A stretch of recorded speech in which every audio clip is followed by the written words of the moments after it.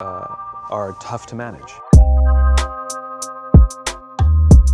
Esta charla a mí personalmente me encanta y creo que es súper inspiradora. Y nada, pues vamos a verla.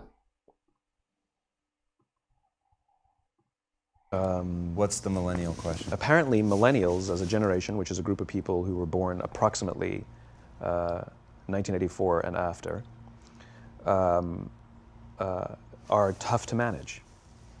And they're accused of being entitled and narcissistic and self-interested, unfocused, lazy. But entitled is the big one. And because they confound leadership so much, what's happening is leaders are asking the millennials, what do you want? And millennials are saying, we want to work in a place with purpose, love that. We want to make an impact, you know, whatever that means. We want free food and beanbags. And so somebody articulates some sort of purpose, there's lots of free food and there's beanbags, and yet for some reason, they're still not happy. And that's because they're missing, there's a missing piece. What I've learned is that I can break it down into 4 pieces, right? There are four things, 4 characteristics. One is parenting, the other one is technology, the third is impatience, and the fourth is environment. The generation that we call the millennials, too many of them grew up subject to, not my words, failed parenting strategies, you know? Where, for example, they were told that they were special all the time. They were told that they could have anything they want in life, just because they want it, right? They were told, some of them got into honors classes, not because they deserved it, but because their parents complained. And some of them got A's, not because they earned them, but because the teachers didn't want to deal with the parents. Some kids got participation medals. You got a medal for coming in last, right? Which the science we know is pretty clear, which is it devalues the medal and the reward for those who actually work hard, and it actually makes the person who comes in last feel embarrassed because they know they didn't deserve it, so it actually makes them feel worse, right? So you take this group of people, and they graduate school, and they get a job, and they're thrust into the real world, and in an instant, they find out they're not special, their moms can't get them a promotion, that you get nothing for coming in last, and by the way, you can't just have it because you want it. Right? And in an instant, their entire self-image is shattered. And so you have an entire generation that's growing up with lower self-esteem than previous generations. The other problem, to compound it, is we're growing up in a Facebook, Instagram world. In other words, we're good at putting filters on things. We're good at showing people that life is amazing even though I'm depressed, right? And so everybody sounds tough, and everybody sounds like they got it all figured out. And the reality is there's very little toughness, and most people don't have it figured out. And so when the more senior people say, well, what should we do? They sound like, this is what you got to do. And they have no clue, right? So you have an entire generation growing up with lower self-esteem than previous generations, right? Through no fault of their own, right? They were dealt a bad hand, right? Now let's add in technology. We know that engagement with social media and our cell phones releases a chemical called dopamine. That's why when you get a text, it feels good, right? So, you know, we've all had it where you're feeling a little bit down or feeling a bit lonely, and so you send out 10 texts to 10 friends, you know, hi, hi, hi, hi, hi, because it feels good when you get a response, right? Right? It's why we count the likes, it's why we go back 10 times to see if my Instagram is growing slower, did I do something wrong? Do they not like me anymore, right? The trauma for young kids to be unfriended, right? Because we know when you get a hit of dopamine, which feels good. It's why we like it, it's why we keep going back to it. Dopamine is the exact same chemical that makes us feel good when we smoke, when we drink, and when we gamble. In other words, it's highly, highly addictive. Right? We have age restrictions on smoking, gambling, and alcohol, and we have no age restrictions on social media and cell phones, which is the equivalent of opening up the liquor cabinet and saying to our teenagers, hey, by the way, this adolescence thing, if it gets you down. But that's basically what's happening. That's basically what's happening, right? That's basically what happened. You have an entire generation that has access to an addictive, numbing chemical called dopamine through social media and cell phones as they're going through the high stress of adolescence. Why is this important? Almost every alcoholic discovered alcohol when they were teenagers. When we're very, very young, the only approval we need is the approval of our parents. And as we go through adolescence, we make this transition where we now need the approval of our peers. Very frustrating for our parents, very important for us. It allows us to acculturate outside of our immediate families into the broader tribe, right? It's a highly, highly stressful and anxious period of our lives, and we're supposed to learn to rely on our friends.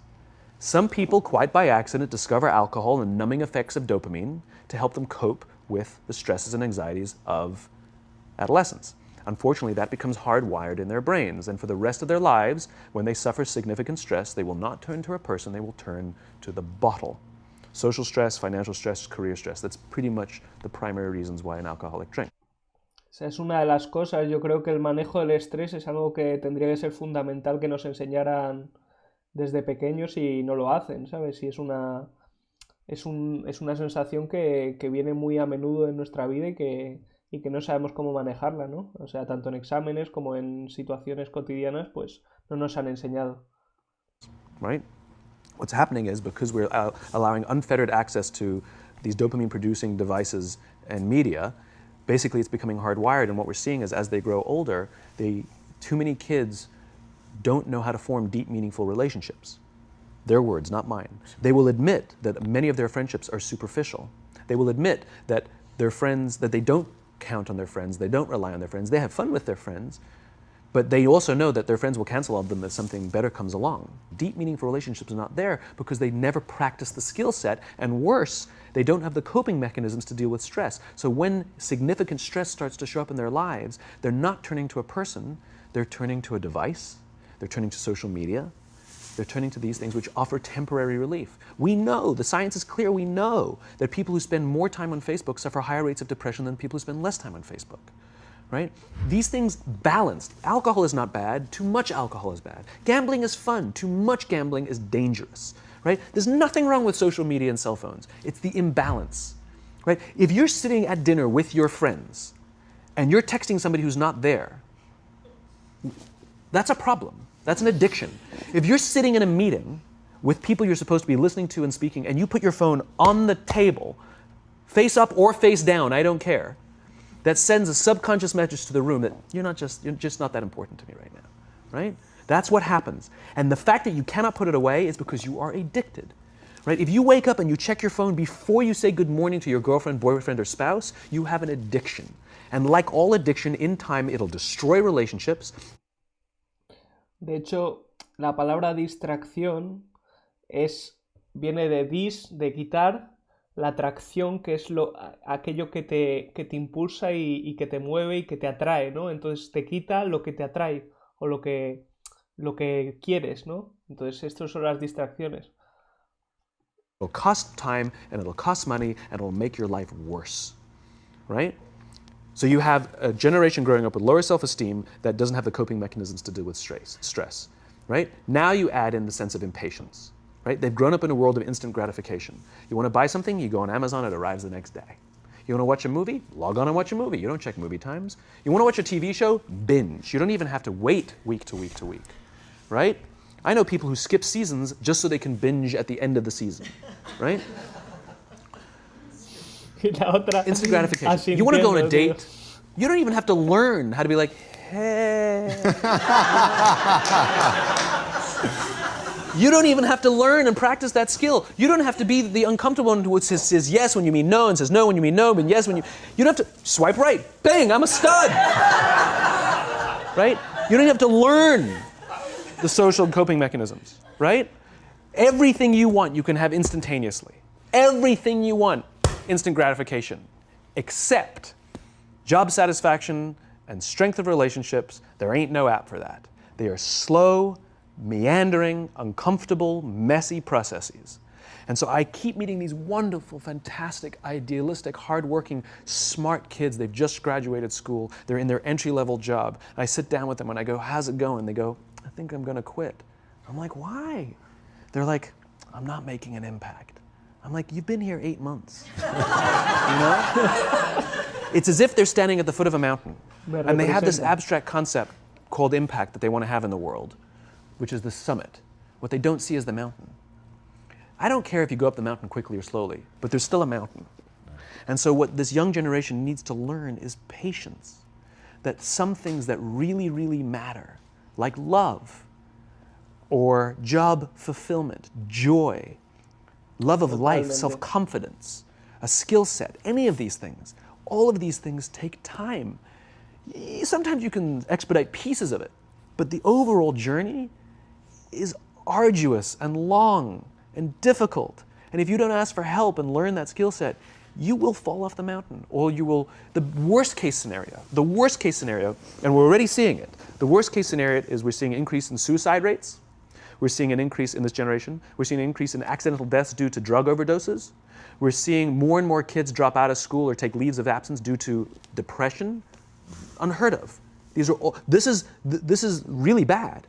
The best case scenario, those are all bad cases, right? The best case scenario is you'll have an entire population growing up and going through life and just never really finding joy. They'll never really find deep fulfillment in work or in life. They'll just waft through life and it'll be just, it's fine. How's your job? It's fine. It's the same as yesterday. How's your relationship? It's fine. Like that's the best case scenario. Which leads me to the fourth point, which is environment. Which is we're taking this amazing group of young, fantastic kids who were just dealt a bad hand. It's no fault of their own. And we put them in corporate environments that care more about the numbers than they do about the kids.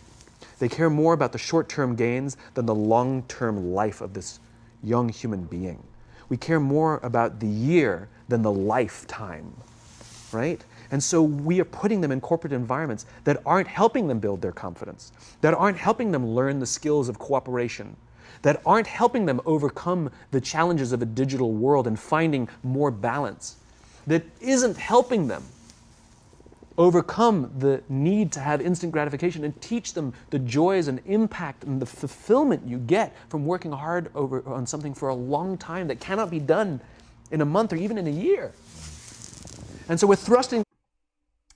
Esto genera muchísima frustración, o sea, la gratificación instantánea que tenemos día a día, pues para comenzar y para llevar a cabo pues proyectos a largo plazo, pues esto nuestra generación yo creo que lo pasamos muy mal porque estamos ahí entre medias, ¿no? Vimos la transición digital y tenemos ahí un mar de dudas, ¿no? De cómo no nos enseñaron a tener paciencia, como dice Simon, ¿no? Es complicado, ¿no? Es complicado, hay que aprender, es una habilidad muy importante y fundamental, ¿no? Para llevar a cabo todos los proyectos que te propongas y demás. Así que bueno, a tener paciencia. Them in corporate environments, and the worst part about it is they think it's them. They blame themselves. They think it's them who can't deal. And so it makes it all worse. It's not. I'm here to tell them it's not them. It's the corporations, it's the corporate environments, it's the total lack of good leadership in our world today that is making them feel the way they do. They were dealt a bad hand, and I hate to say it, but it's the company's responsibility. Sucks to be you, like we have no choice.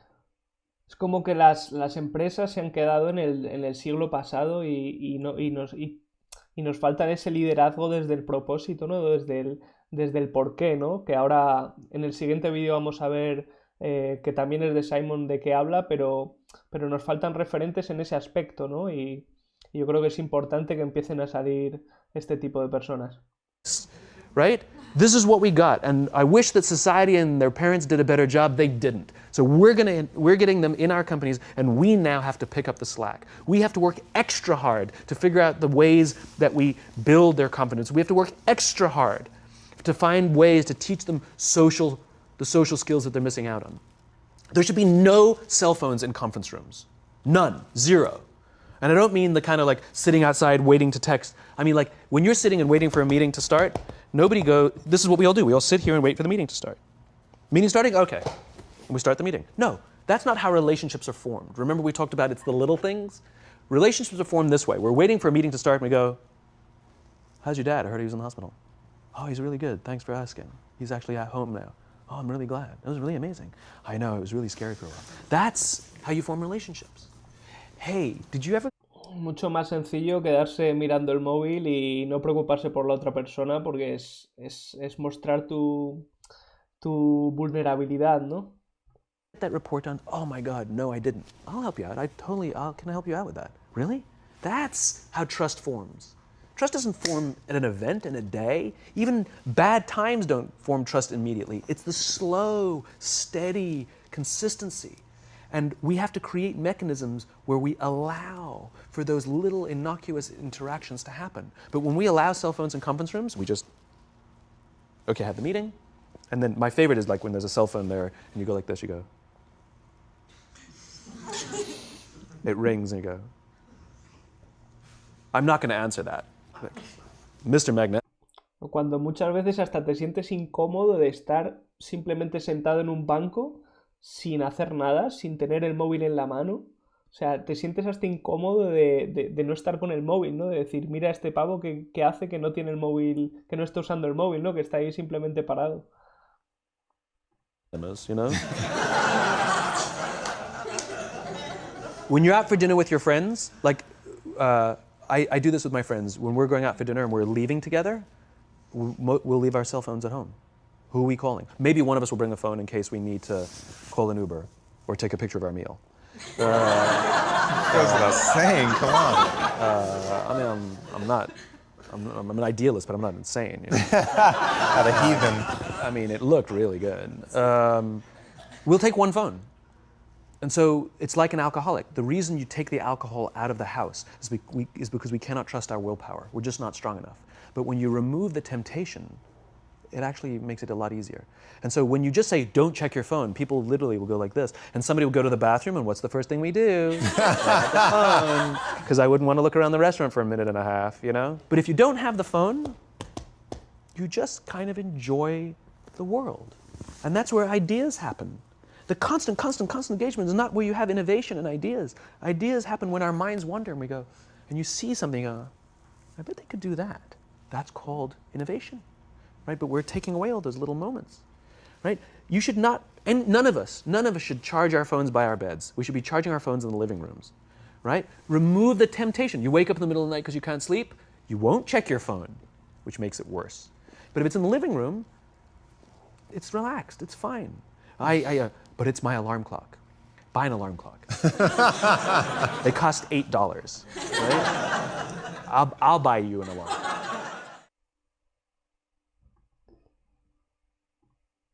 Bueno, ¿qué os ha parecido? Dejadme en el chat qué os ha parecido este vídeo. Yo creo que está súper guapo, sobre todo para, pues supongo que la mayoría de las personas que nos ven son millennials, deben estar en torno a mi edad, un poquito menos, un poquito más, pero la verdad es que es súper revelador, ¿no? De la época que nos ha tocado vivir, ¿no? Del antiguo paradigma al nuevo, al completamente digital. Las generaciones posteriores pues ya están completamente adaptadas al entorno digital y nosotros, pues como he dicho antes, estamos ahí entre medias viendo cómo nos adaptamos, muy soñadores y en una sociedad que no nos ha dado la oportunidad para desarrollarnos ni para crear eso que nos prometieron, ¿no? Esa realidad o esa vida que nos dijeron que teníamos que llevar, de un empleo seguro y demás, pues no se cumple en nuestro caso. Entonces, bueno, pues nos toca adaptarnos como podamos y bueno, lo haremos perfectamente porque somos súper versátiles.